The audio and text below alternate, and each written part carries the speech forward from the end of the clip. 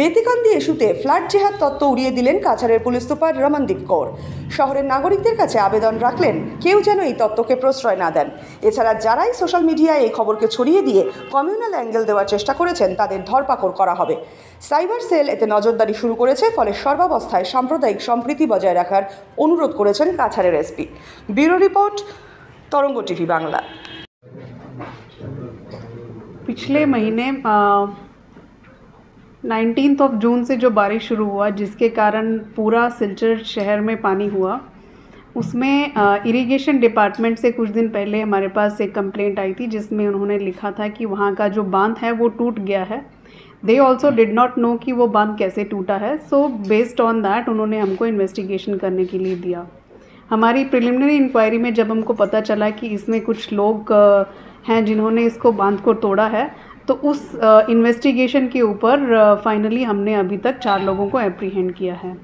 इसमें निश्चित ही कुछ और लोग भी जड़ित हैं, जिनको आगे आने वाली इन्वेस्टिगेशन में, जिस तरह से इन्वेस्टिगेशन प्रोग्रेस करेगा, जो और लोग भी जड़ित हैं उनको भी एप्रीहेंड किया जाएगा।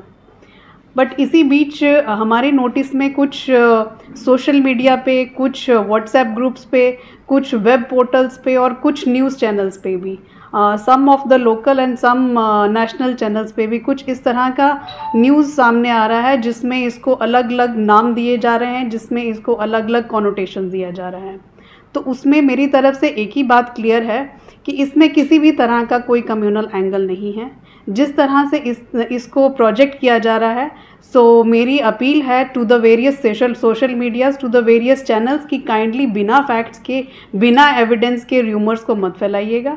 This particular incident has no communal angle to it. It is purely a clear investigation, जिसमें कुछ लोग जिस पीड़ित थे उन्होंने उस बांध को तोड़ा है, उन्होंने किस कारण से गवर्नमेंट प्रॉपर्टी का डिस्ट्रक्शन किया है, उनके ऊपर उसी उचित सेक्शन के आधार पे उन पे कार्रवाई होगी और उसी हिसाब से उनके ऊपर जो भी as per the existing law of the country जो भी पनिशमेंट होगी उनको उस हिसाब से मिलेगा। बट उसको अननेसेसरीली प्रोजेक्ट करके there are various words which are coming up like flood jihad. This is the word which we have never heard. So please do not get into these things. In this particular incident इसमें इस तरह से कुछ नहीं है। सिलचर एक peaceful जगह है, इसमें सब धर्मों के लोग बहुत सालों से, बहुत सदियों से एक साथ रह रहे हैं। इसमें इस तरह से कुछ नहीं है कि किसी एक पर्टिकुलर कम्युनिटी ने किसी दूसरी पर्टिकुलर कम्युनिटी में कोई डेलिबरेटली अटेम्प्ट करके किसी को नुकसान पहुंचाने की कोशिश की है। It is an act of God. It was the rainfall of this year was unprecedented. अगर बांध टूटने से आ भी गई तो भी हमारा सिलचर टाउन से पानी को निकलने में 15 दिन लग गए। दैट वॉज नॉट बिकॉज कि बांध टूटा है, दैट वॉज बिकॉज कि बारिश इतनी ज़्यादा हुई है कि मेघालय से भी जो बारिश हुई उससे बांग्लादेश में इतना पानी हुआ है कि बराक नदी का पानी कम नहीं हुआ, जिसके कारण सिलचर शहर से पानी निकलने में भी 15 दिन लग गए। बट फिर भी जिन्होंने गवर्नमेंट प्रॉपर्टी का डिस्ट्रक्शन किया है उनके ऊपर उसी हिसाब से कार्रवाई होगी। फ्लड सिलचर टाउन में आया है किस कारण से, या फ्लड का पानी सिलचर टाउन में गया है किस कारण से, these are various natural and unnatural reasons, जिनके ऊपर जिन कारणों पे गवर्नमेंट की तरफ से एक्शन होगा उनके ऊपर प्रॉपर कार्रवाई की जाएगी। बट जिन कारणों के ऊपर गवर्नमेंट का कोई नहीं है, which is like an act of God, तो let us not extrapolate the things, let us not carry the things where they are not intended to, and let us not disturb the peace of the society. This is my also the appeal to the citizens of Silchar, जो सिलचर के निवासी हैं, जो कि इतने सालों से सिलचर में रह रहे हैं, जिन्होंने अपने जीवन काल में इस तरह का कभी बाढ़ नहीं देखा है। उनको खुद भी पता है कि इतनी बारिश शायद सिलचर में पहले कभी नहीं भी हुई थी। अगर पानी सिलचर शहर में एंटर भी किया है तो सिलचर शहर से पानी को निकलने में भी बहुत दिन लगे हैं। उसका कारण है कि बराक नदी का लेवल कम नहीं हो रहा था इतने दिनों तक। सो ऑलरेडी एक विपदा हमारे ऊपर आन पड़ी है। ऑलरेडी इतने दिन तक शहर फ्लड्स में जूझा है, लोगों का बहुत नुकसान हुआ है पहले ही। तो इसको और ना बढ़ाया जाए और शांति को बनाए रखा जाए।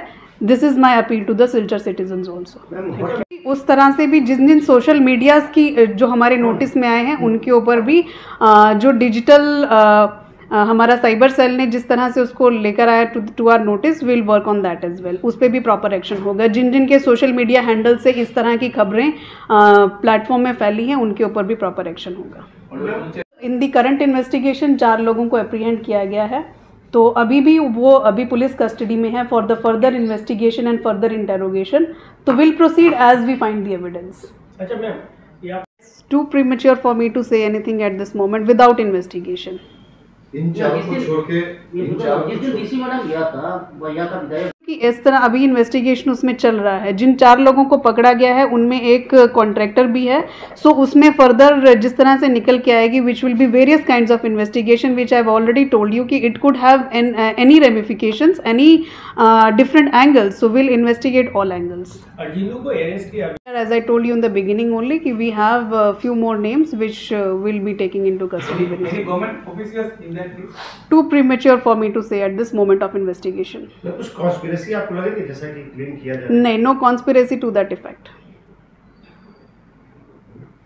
केस ले रहे थे। हाँ, so currently अभी based on the directions of our honorable CM sir, CID has sent a team to discreetly inquire into the entire incident. तो अभी ये लोग अपनी इंक्वायरी रिपोर्ट सबमिट करेंगे, उसके बाद जिस तरह से CID को डायरेक्शंस होंगी CID will proceed, but currently as we stand today एक ही केस रजिस्टर्ड है, वो सिलचर पुलिस स्टेशन का केस है। अभी तक सीआईडी ने कोई केस रजिस्टर नहीं हुआ। सिलचर नहीं, CID से अभी इंक्वायरी हुई है, अभी कोई केस फर्दर नहीं है। और सीएम ने बोला था कि उनको that is what I am telling you कि currently as we stand CID ने इंक्वायरी किया है, उसके ऊपर वो उसको कैसे फर्दर प्रोसीड करते हैं that will see. This is a thing जिसमें इरिगेशन डिपार्टमेंट ने एक बहुत ही बेस लाइन का हमको रिपोर्ट दिया था कि उनका इस तरह से बांध टूटा हुआ है। Based on that it was just this thing, so we put it into the inquiry, we inquired into the matter. During an inquiry when we found कि इसमें क्रेडिबल एविडेंस है गवर्नमेंट प्रॉपर्टी डिस्ट्रक्शन का, so we registered a case. मकसद क्या निकला था ma'am? अभी तक का मकसद इस टाइम पे बता नहीं सकते क्योंकि मैटर अंडर इन्वेस्टिगेशन है। मैडम, आप लोग जो इन्वेस्टिगेट कर रहे हो हर एक एंगल को, उसमें क्या वो उन लोगों के अकाउंट्स भी चेक किए जाएंगे? We are investigating it thoroughly. Madam me to से कि क्यों काम नहीं हुआ था। और इन चारों को छोड़ के और